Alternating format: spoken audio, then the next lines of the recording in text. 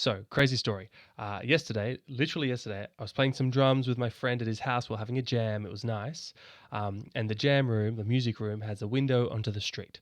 And a woman is wandering around the street screaming out for a man. She kind of screams at the house, and we thought we might have been bothering her with the music. So we just open the window and say, "Is everything all right?" She's screaming for someone's name, and we say that that person doesn't live in this house. You've got the wrong house. And she walks down the street. We are a little bit confused. She looked confused, so we were a bit confused. And she looked a bit disheveled. So said maybe we should just keep an eye on her and see what's happening, because she was kind of looking into cars and things as well. So it was a bit of an uncertain situation. So we get the house keys, we walk out the front, and she's gone. She's disappeared. She kind of just disappeared. So we thought, I guess we just minimized it. We thought she must have found her house. And then we start just slowly walking back up the stairs to his house, to the front door. And then I hear my friend's girlfriend, who was having a shower, scream the most horrifying scream I've ever heard, screaming, "Help me, help me, help me." There's a dog, their dog is barking, barking, barking. And we run inside, and this woman that we had seen is halfway through the window, broken through the fly screen, with a book, trying to hit my friend's girlfriend, who was in the nude, just coming out of a shower. Horrifying stuff. And I was just in front of my friend, and I was just saying, "Wrong house, go back. Wrong house, go back." And my friend just pushes me out of the way and just she's halfway through the window with her belly kind of leaning in, like halfway through a fly screen with a book, and he just pushes her away, saying, "You can't be in here, go away." So pushes her back into the garden, and then she just kind of looks kind of confused but angry and screaming. She wants her money back. So she goes out the side of the fence, which she kicks in. I tell my friend's girlfriend to call the cops. She first put some clothes on, then call the cops. And me and my friend, we go out the front to kind of talk to her. He's really angry. I immediately, it's very clearly that this person has psychosis and schizophrenia. And I've seen a lot of patients who have this story of breaking in a confused state into people's houses and then getting arrested and coming to hospital. But I've never been the person in the house which has been being broken into. So I see her out the front, and I try to talk to her. I try to verbally de-escalate her. And I use a series of techniques that I have found very useful and worked to an extent.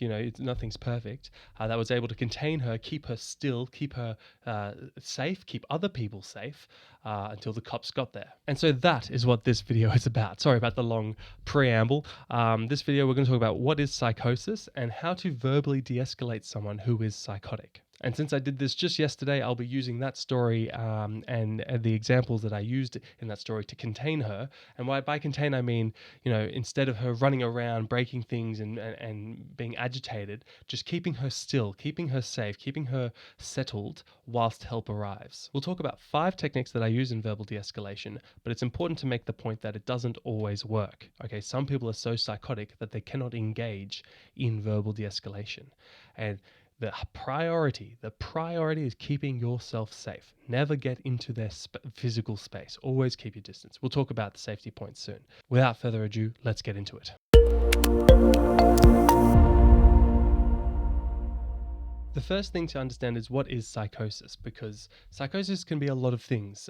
People can do drugs and become psychotic, or people can have a psychotic illness like schizophrenia, or in their brain they have problems in the wiring that essentially makes them not connected to reality. There are 3 kind of groups of symptoms for psychosis. There are the positive symptoms, and these are the things like hearing voices or having delusions, fixed, false, strange, bizarre beliefs that they're 100% sure about. The other group of symptoms in psychosis are like negative symptoms. This is when people are quiet, withdrawn, having problems in their thought where there's just gaps of thought. They've lost motivation to do things. They can just sit all day in a chair doing nothing. And the final group of symptoms around psychosis is cognitive symptoms. There's problems in attention, there's problems in retention and memory, there's problems in executive and abstract thinking. But in regards to the situation I faced yesterday, and the situation where one has to verbally de-escalate people, it's almost always positive symptoms of psychosis. So for example, this lady had a delusion that a man man by a certain name lived in this house,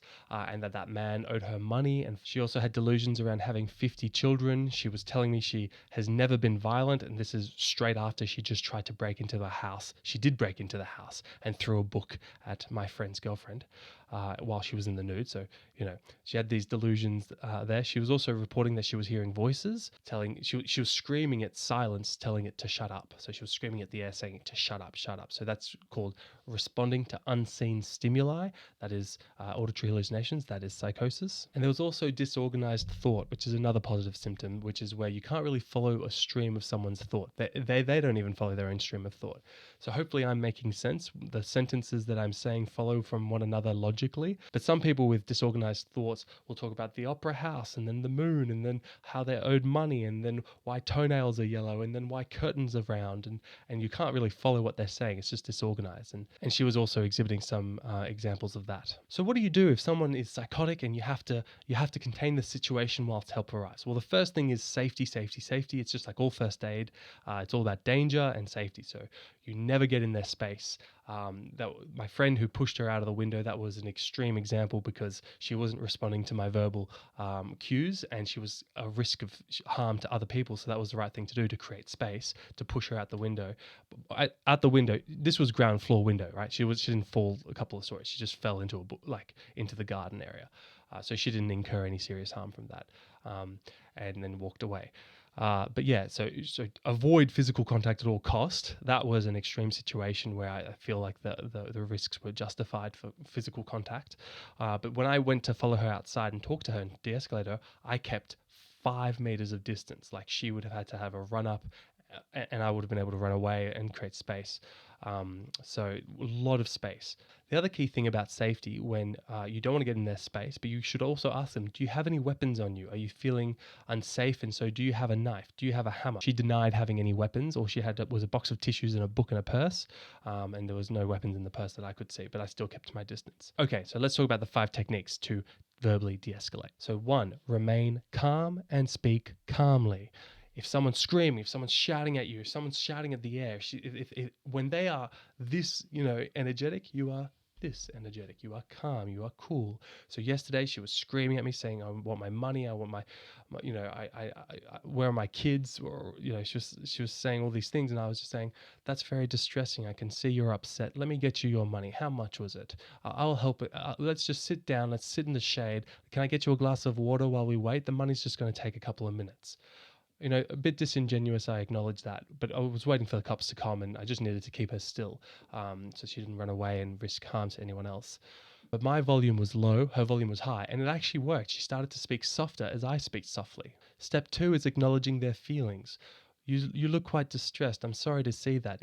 What's wrong? Is there anything I can help with? Are you in pain? You look quite upset. I'm really sorry, but maybe I can help. Let's just settle and sit here and we can talk about it.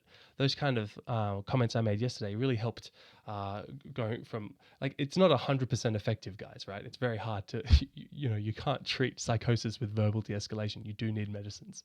But it did help to kind of bring her volume down and kind of settle her and make her acknowledge me as a person, because she was kind of out of it. She wasn't really interacting with reality. And then when I started talking to her in a calm and empathetic way, she started to realize that I was an object worth recognizing in the environment, and then starting to engage with me.